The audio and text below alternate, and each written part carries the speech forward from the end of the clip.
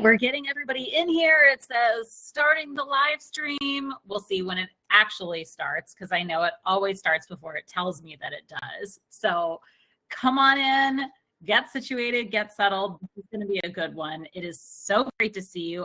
Here we are. Okay, now it tells me that we're live.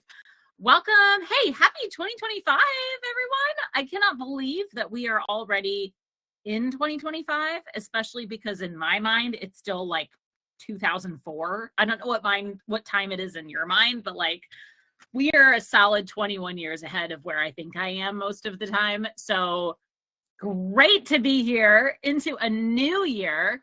If you are here live, do what I love for you to do, which is to drop in the chat where you are, what it looks like outside your window right now. I know the US is getting all sorts of different weather all over the place. I heard that Virginia just got like 6 inches, and I'm headed to Atlanta this weekend for the Travel and Adventure Show, and they're worried about possibly getting some weather as well. It's wild. So hang on one second because I think we will be... I'm just like connecting with Juliana, who's going to be doing this. We are live, so she knows. Yes, so, and then in Boston, which is where I am, it's like sunny and I don't know, it's cold, 20 something, but we don't have snow. And a lot of you know that snow for me is very important. I love snow. I want snow in the winter. I don't want it any other time of year, but in the winter I want it. So everyone who's getting snow that you don't want, send it to Boston. I'll take it. I will happily take it. I'll go sledding in it. We'll build snow people. We'll have all sorts of fun. Kelly is in Milwaukee, 19 degrees with some snow on the ground, but not much. Patricia is in Chicago, chilly in 22. Happy New Year. Siobhan is in freezing England, cold, white, snowy, and dark. Oh, that is January. That is the month of January, at least in the Northern Hemisphere. It is great to see you all. Debbie's in Salida, Colorado, really cold here. Looks like we're getting some cold weather across the board. So it's good to see you all. I'm also really impressed because there's a lot more of you here live than had RSVP'd, which is not a diss. You do you, but it's like, it's such a good thing because usually in live streams, you get fewer people than RSVP'd. But when you get more people, it's like when you throw a party and a whole bunch of people show up and you're just like, oh my gosh, I didn't know I was that popular. That's awesome. I feel so good. So I'm really glad to see you all here. We are going to have this recorded. This is something that we'll have available so that you can look into it and like come back for any more information that you need. I see that Juliana just came in. So hi, Juliana. What I'm going to do is give everyone like a quick overview of what to expect, and then I'm going to bring you in. I would love for you to talk about Impulse Travel. So everyone, we are here because we're doing a quick teaser overview of our Cartagena Global Meetup, which is, if you are not familiar, if anyone has been to one of our global meetups, because I know you've been to some before, some of you have, go ahead and drop in the chat where you went and also what you thought of it, because our global meetups are so fun. I love how they've been shaping up. They're something that we started doing in 2022, maybe, I think was our first one. Basically, the idea is this. They're just for Wanderful members. They are very lightly curated activities. So that's why we don't call them trips, because what I don't want you to think is that when you travel on our global meetup, from wake to sleep, you're like doing things and we're putting you on buses and you're, and we're like telling you when to go to the bathroom and all that stuff. No, that's not this at all. Basically what happens is we partner with a local organization. Usually it's a woman-owned, actually, I think it's always been a woman-owned company so far, or person. And we work with them to plan 1 to 2 activities per day. That's it. We book a block at a hotel or a hostel, so we're all staying near each other. We don't have to, but we usually do. And then we're doing that activity. But then we also have prep calls, so you get to meet everyone else that's traveling. And we have a WhatsApp group so you can message people. So what happens is we all get to this place together. We have this really incredible experience with not just an organization that's planning activities, but can also be kind of like a cultural guide, you know, and answer questions for us before and during and even after.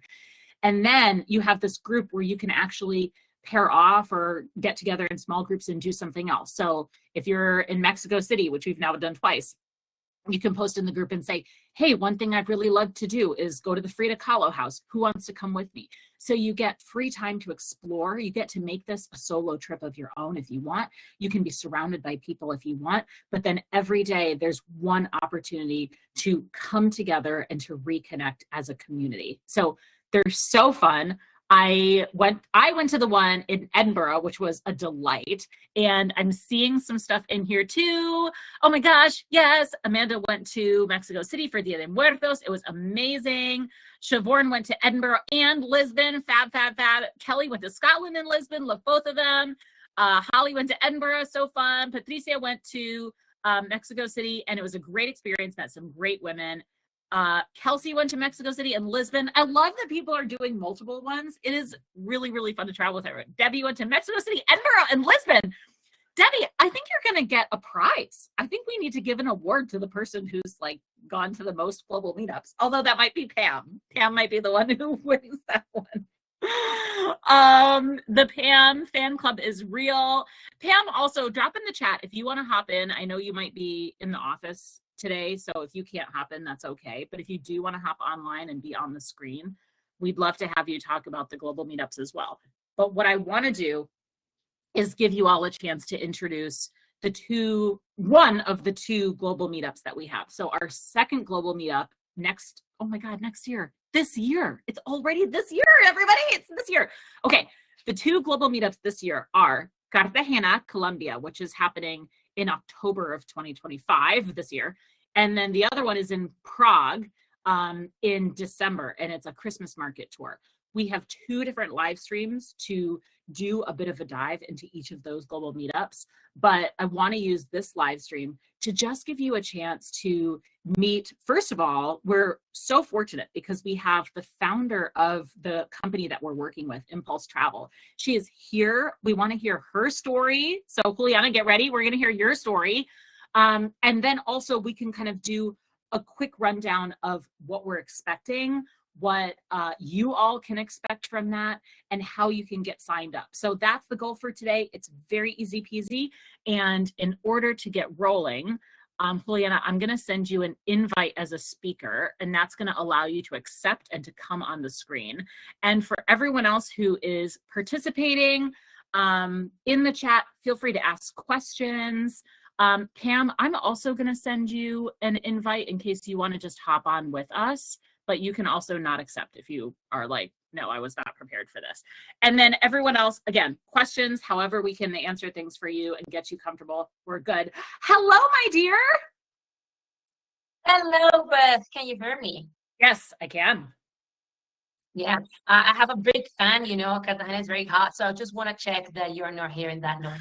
No, I don't hear the noise at all. And you are making me a little bit jealous that the weather is so hot over there because it's so cold over here. Hi, Pam. Hi, everyone. Pam, Hi, Juliana. Let's do a global review. How is the weather in Mexico City right now? I will say it's a little bit chilly, but I don't think it's as cold as in the US, honestly. So you're not like covered in sweaters and... No, just at night, a little, like just a light jacket. Okay, but so you're like in the middle. I won't complain because I always hear like people is worse than me. So. Well, for everyone who is watching who doesn't know the people in the room, Pam Garcia is our chief travel planner. She has the best title of Wanderful ever. And her job is to put together these global meetups and also our trips that we do. So we have the India trip coming up in March that we're planning with Global Family Travels. We have an Antarctica cruise that we're planning in 2026, which is next year, with Herdy Gruten. And then she's also been the primary one planning these global meetups. So Juliana, before we have you introduce yourself, Pam, do you want to just give like a quick 30 seconds of what is your mindset when you're planning these global meetups, and what do you try to achieve with them? Yeah, so I think first of all, the idea came from you, Beth, where we wanted to connect with the culture, with local people, and we really wanted to support the businesses that are in the country. So I think that everyone, it's really easy to find or Google the most things that you should do, in a country or in a place. But I think it's difficult to really, really connect with local and also like find women-owned businesses.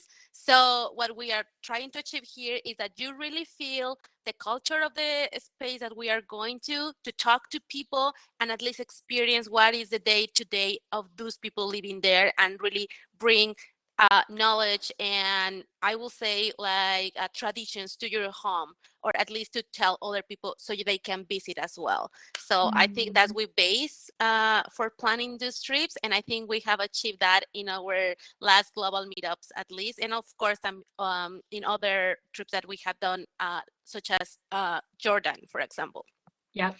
Well, and if you all saw, I had incredible FOMO because our last global meetup, and Juliana, I don't know if you know this, our last global meetup was to Mexico City for Dia de Muertos, and everybody went to Pam's family's house. Her entire family like hosted Dia de Muertos and took them into like their home and made food, and like they went to the cemetery and had a cultural experience. And so Pam has not only been planning these, but she also has been hosting a few of them as well, which is so fun. I'm like dying to do the next one.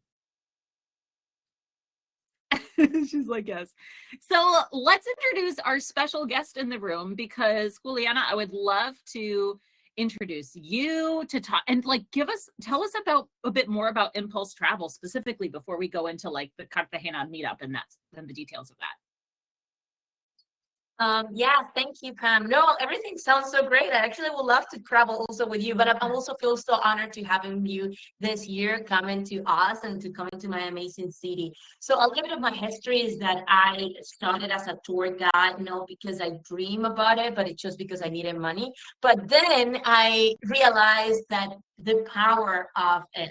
Like I remember like guiding around here in Cartagena, the travelers, and then they wanted something different. Like they wanted to go locals. And for me, it's like, no, like you want to see like all the shiny things. I said, no, we want to go to the off the beaten path. And then they asked for recommendation and they asked for those things. So I felt like, oh my God, like I have the power like to direct all this to certain places and to certain people. So then I realized that it's not about the places, it's about the people that you travel with and the people that you meet when you travel, the ones that make the difference. And it's exactly what you were just saying. So I said, okay, let's create a company that it's about connecting people with the change makers. So in case you're also not familiar with the history of Colombia, also we had during the 80s a very tough history of the civil war and narco traffic, Pablo Escobar and all that. So it's a country that has also very profound wounds,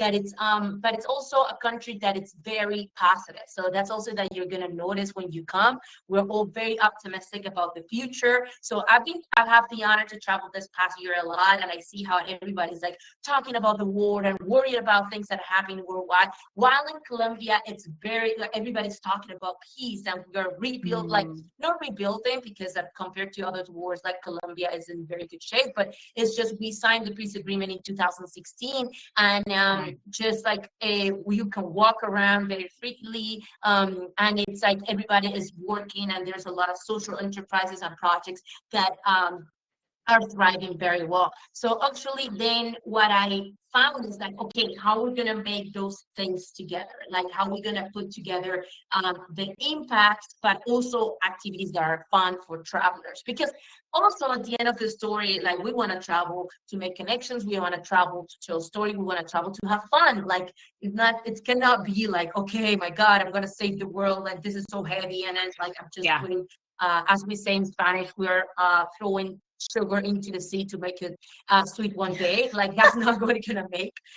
So but it's just about like feel meaningful for us as locals and also for our travelers. So with this, we at Impulse Travel, we work with many different like social enterprises. So during the Go Meetup, you're gonna meet some of them.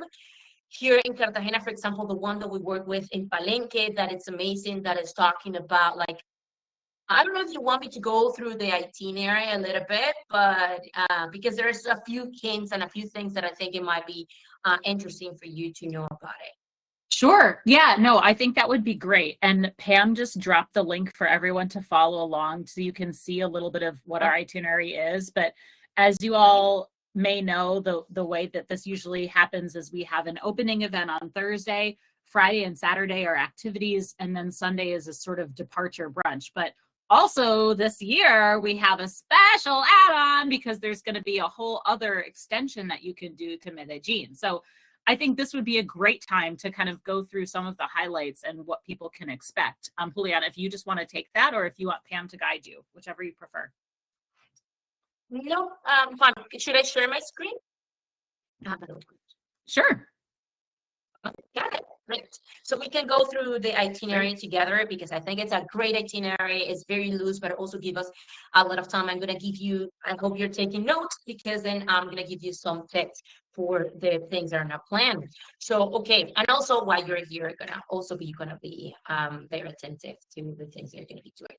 So the first day you're going to do the salsa and champeta class. Okay. Let me talk about this because champeta, it's a music rhythm. Okay. Colombia, it's about music. So get ready for listening and dancing a lot. It's not for anything that we have Shakira and Karol G and J Balvin and all this big stars like sound like playing everywhere on Spotify. That's because it's rooted in a very musical culture that as ours is. So on this one, you're gonna learn salsa because it's gonna be very useful worldwide, but also you're gonna learn champeta. Champeta, it's interesting this history of this rhythm because it's a champeta is the local name for a machete.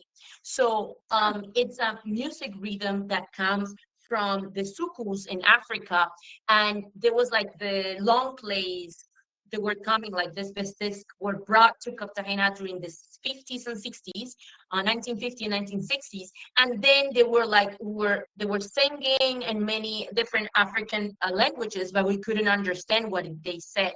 So eventually we tried to make our own sound that was similar to that. So Pam and Beth, I'm gonna share with you some playlists so in case you want to share about so people get used to this sounds and the rhythm and the move. So okay, and this music then with the local artists, they started like remaking they're remaking this kind of African music. And then we call that champeta because the like the rich people were calling to the people playing and hearing that music champetuos, which is actually an insult in the city. So if you call someone a champetuo, it's someone that worked with the machete, someone that is like supposed to be dirty. So it's like an insult. And then the champeta music got that name for that. So actually, when I grew up, I had the privilege to come from a family that have studied like my parents are not like super rich, but they are very into the education and about like proper behavior and all that. So my mom didn't want me to listen to this music because she said like, oh, you're gonna get stigmatized if you listen to that music. So every time I have to hide to listen to this music. Now things have changed, and now the music, this kind of music is taking the stage everywhere. So actually, the local musicians go and play everywhere. So actually, I'm glad that we're taking this class because then in the at night, then you're gonna use those moves to go to the local places where we go out dancing and use your new move and your new steps. Then after that, the next day, we're going to have a walking tour. But this walking tour is not going to be just a regular walking tour. It's going to be just secret. I'm making my best to be your guide on this one. But in case it's not, we also have a great team of female guides that work with me and I love. But the idea for us is to about the city, wander around the city of Cartagena. Cartagena, it's a UNESCO World Heritage City. It's beautiful. Like I was actually telling my mom and my family yesterday that I walk and I go to the old city. Nobody lives in the old city anymore, but I go there every day and I still amazed at how beautiful it is. Like I always say every day, I say, oh my God, thank you that I'm living in this just amazing and beautiful city. But okay, just this city that is so beautiful also has a lot of stories to tell. And it's about how we are like what role of women in Cartagena, like how development, like for example, we're gonna find it very that we're gonna understand a little bit better the next go to Palenques, but in Palenque, the Palenques are gonna be around the city in Cartagena and understanding like what it's about, like in terms of flirting and in terms of like how is that we approach and how we like to work and if we work and if like family and all those things, we're gonna try to make them like also understand how the perspective of a woman living here in Cartagena our daily life. Then the next day, we're going to go to San Basilio de Palenque and be ready because if you have been to New York and you think you have met the Liberty statue, well, forget about it because you're going to meet the real Liberty statue. And what I mean because with that is that Palenque, it's also UNESCO World Heritage site because this one was the first free town in Americas.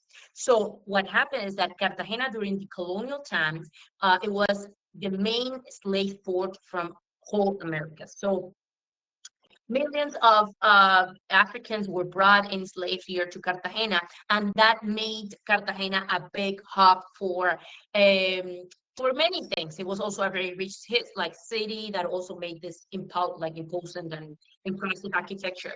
But Cartagena also, then a group of these enslaved Africans, they escaped from Cartagena and then they established their own palenques. Especially this one, San Basilio, it was not the only one, but it's the only one that have resisted the time. So this one is especially interesting because they have their own language. The language is spoken by the 2,000 inhabitants, only by the 2,000 inhabitants of the town.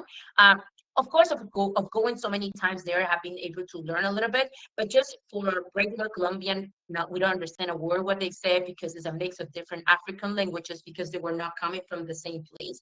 So they have different languages, a little bit of Portuguese because also the Portuguese were the one in charge of the enslaved trade, and a little bit of Spanish.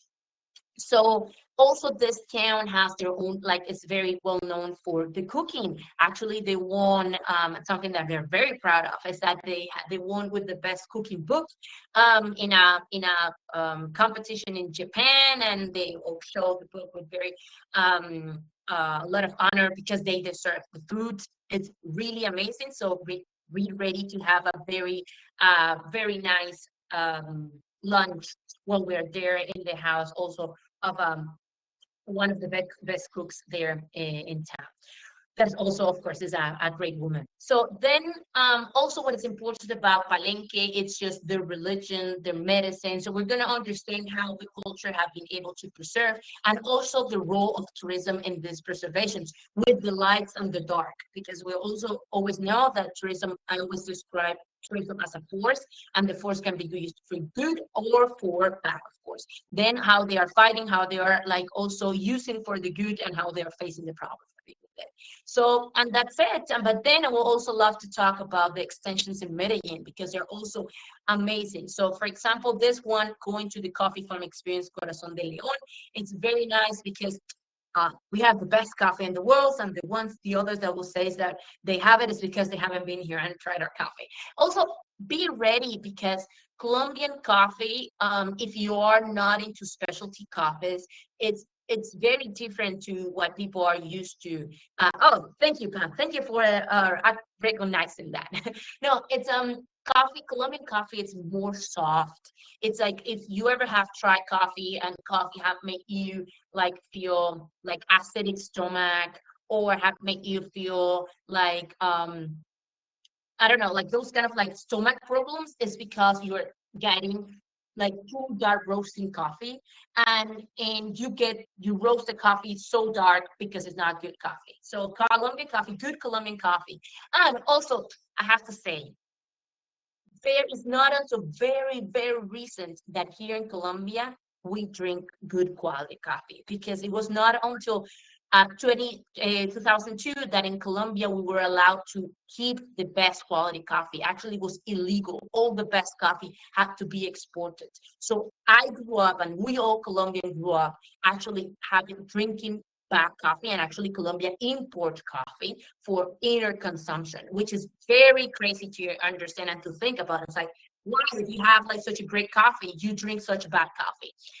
It's something that you're gonna learn this, market things, and everything can be so complicated, but it's changing slowly. But again, I'm gonna be sure that you drink great coffee. We're gonna take you to the best spots and to get so you get to try the best coffee that now we're also fighting to keep it here inside of the country. Oh, and then in the afternoon you're gonna meet, in my opinion, the most impressive like woman female projects that I work with in Colombia, and it's this Moravia clothing. Is imagine this a neighborhood in Medellin. Okay, put yourself like Medellin, Pablo Escobar, all those times. Medellin was during the 80s the most dangerous city in the world. Okay, so and then Medellin during the 90s, early 2000s, just completely transformed itself. Transformed through politics, but especially transformed through local leaderships. And that it was in the neighborhoods and how they decided to change. And this one is especially led by women, and it was the neighborhood that used to be the landfill. So with all the trash of the city will end until it was like a hill. It used to be a lake, but then the lake became a hill full of trash, and people were living in there. And then they organized themselves, and then they decided how we're going to change this neighborhood, and how actually this change have been, like social transformation is very complex. So sometimes it feels like 5 steps forward and then 4 steps back, and then how everything has been going in the back and forth. But if you look in the big picture, you can see how things are like way better than it was, and steady going better every year. So in this one, you're gonna understand how this neighborhood have been doing a great transformation through the architecture, also in the town, how the people live, and you're gonna meet a great amazing leaders that you're gonna be also very interested. Then we're gonna have this tour that is gonna be very special, especially to understand all this big picture that I was telling you about. That is the tour we don't talk about Pascobar. And also, and it's also important to note, is that Pablo Escobar subject is very sensitive here in Colombia. So it's very sensitive because, of course, Pablo Escobar during his time he killed around 3,000 people. So that's a lot to take. So that means that a lot of people have been affected by him. But at the same time, he also built many houses, and he also did many things that were like a problem, or that created like some benefit for some people. So on this tour, what we try to do is that to give a bigger perspective on this. So we're not gonna we're trying to understand the complex subject, but also not only the subject, but also the whole scene, like why there is narco traffic, why, how is the cocaine production, is it still producing or not, how is it moved, why is it work internally, and how those things, how have been managed, and all those things. So getting the gossip and not forget about all the narcos and things and the soda. It's just actually how it looks, personal stories. So our tour guides are also going to be amazing women. Also, they're going to tell us her, and every story, always the history changes depending who's telling the story, right? So we always try to tell a personal story about how we live, how our family have faced. Colombia comes from a civil war where with 10,000 million victims, and we are a country of 50 million. So that means that 20% of us have been victims of the conflict, in either directly or indirectly. So every Colombia has a story to tell regarding to that, and I would like you to hear. But also, before I continue, okay, no, let me end with this last one, because then this one, it's the Afro tour in Comuna 13. Maybe you have heard about the Comuna 13. Comuna 13 is also very touristic and very well known. And this one in this understand the Black perspective in Medellin and how was the transformation in Comuna 13. Comuna 13 became so popular because once remember, Medellin got to transform itself through the local leadership. So once the government said, okay, you can apply for public projects. Like meanwhile, Moravia asked for a cultural, we can share a picture of that, but Moravia asked for a cultural center that was designed by the, like back then, the most renowned architect in Colombia. Comuna 13 asked for an open air escalator, electric escalator. And even like what made the change in Moravia, that was this cultural center, made the difference here in Comuna 13 with this public escalator, like electric escalators that was just open air, and how people start using it, and then like how the collective of artists come, and then we're gonna meet an amazing project that is called Zombata. Zombata have been using urban art gardening. They have been using music. They have been have been teaching the kids how to code. So, and all that have been in order to change the perspective and how to bring like new incomes to the town, to the neighborhood, and to the communities. So, all these projects are truly inspiring, and I know that they are change makers and they are making a true change. So I will know that you're gonna go back home with all these stories to tell.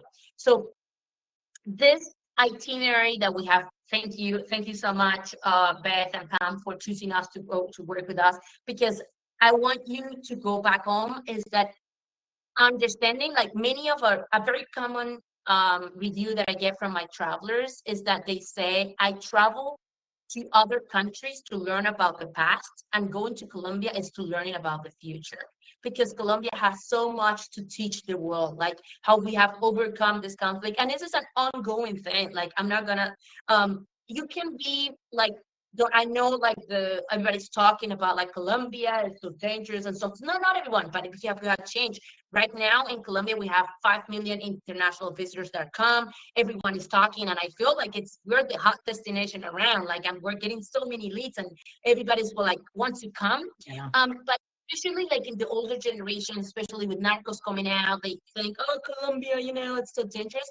Is that, hey, this is the time to come, because actually what we have achieved here, to come from such a conflict to go to exactly like to go into this like bustling cities where like you can walk around, and where we party, where we dance, where we enjoy life.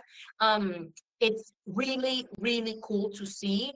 And it's like the destination, it's also so diverse.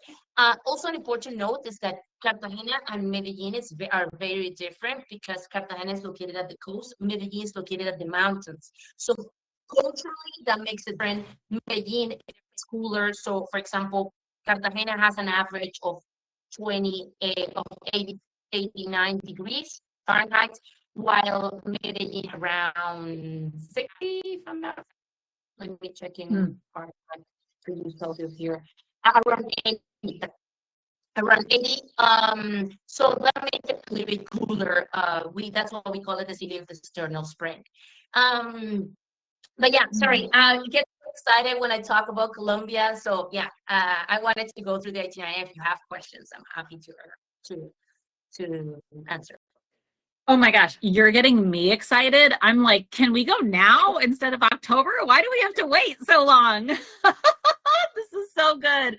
Well, thank you for taking the time to go through that too. I think that helps a lot of people just conceptualizing what to expect and getting an idea of what that itinerary will look like. And as you can see, we added this add-on because a lot of you have said, oh, I want to stay longer. And the global meetups are designed to, as I mentioned, being solo travel friendly. you don't have to come in on Thursday. You can come in early, you can stay late, but this is also a way, by adding in the Medellin add-on, we thought, okay, now you can actually make this like a full week and really travel with us if you want to. So, so there's some great things here. I know Jen had a question that's been answered. If anyone else had questions that you want answered, drop in the chat. I know we're wrapping up. We can also answer those later. You can always find Pam and myself and ask questions to us directly in the member hub. And signups are live now. So the link that Pam shared in the chat there, you can use that to go ahead and sign up. Right now, it's a one-time fee, but we are looking into financing for any of you that are interested in financing this instead. You can also send Pam a message, just Pam Garcia, right in the chat in the member hub. In case there is something that you want to arrange, we can do that for you, but we're also looking into ways to make it easier for everyone. Pam, did you have anything else that you wanted to add? Well, yeah, I just want to say that this is going to be the third time that I'm going to come back to Colombia. And honestly, that I just want to say everyone that it's thinking to go, like, it's really the time to go. And Colombia, it's a beautiful country. In fact, it's one of my favorite countries. And I will say the #1 nationality people that I love from Latin America because they are so friendly. They always want to help you. They are welcoming people. So I think like one of the things that makes your experience good and something to remember is because of the people on the places. So I think there's so much to learn from there and take it to back home. And, you know, with all that Juliana told us right now, I think that it's a really great combination. So take a look at this again, to those itineraries. These are like, you know, maybe you cannot do Medellin, but you still can join us to our global meetup, or probably you cannot join us to the global meetup, but you can reach us out to Medellin. And there's also things to say that for global meetup, we have like around 25 spots. But for Medellin, we have limited spots because we have more kind of tours, and we want to also provide you this experience that, you know, it's private and you can enjoy everyone. So for Medellin, there's 15 spots. So, you know, also for you to take a look, and if you want to book, also take that into consideration. And as Beth said, that if you want us to help you financially to do some payments little by little, we will try to work out that so you can join us. We still have time.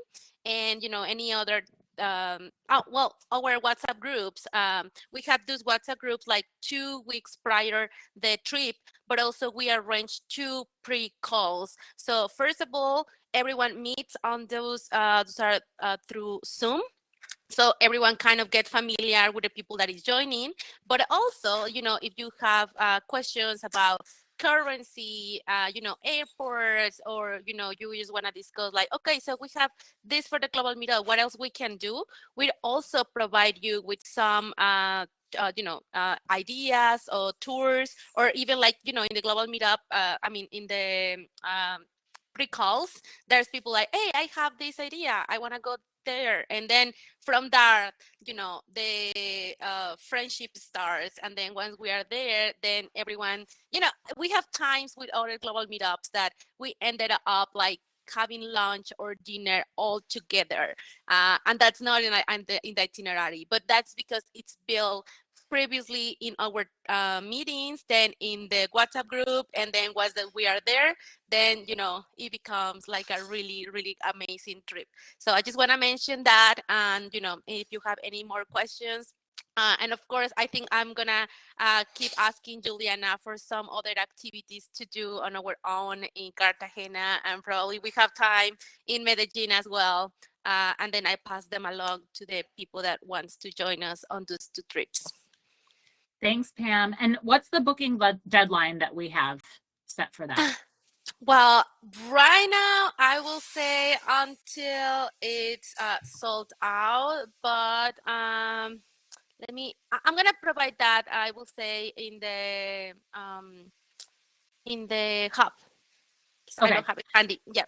And I think usually we try to do something like 3 months out. And Pam can follow up exactly, but it does mean that you have time in terms of calendar time, But yes, there are a limited number of spots. So so definitely if that's something you're interested in, at least even communicate that to us sooner so that we know. But this is a small, you know, this is a community, like small. It's not like this is out in the ether and like the New York Times, you know, you can just reach out to us and ask.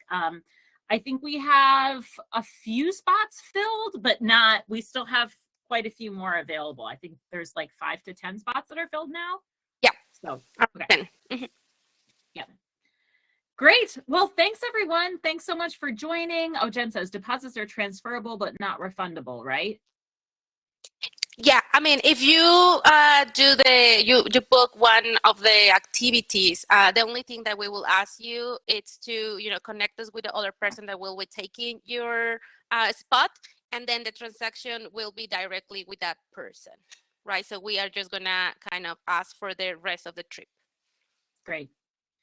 All right, everyone. So I hope we all see you in Cartagena. Juliana, thank you so much for taking the time to explain and share all of your joy and your enthusiasm. It is infectious. And I look forward to going on this adventure. I'm like hoping that I can come too. So I know, Pam, you'll be there. I will be there, yes. Awesome. Well, thanks, everyone. Have a great rest of your day, and we will talk to y'all later. Thank you, Bye for Juliana. Thank you, now. Beth.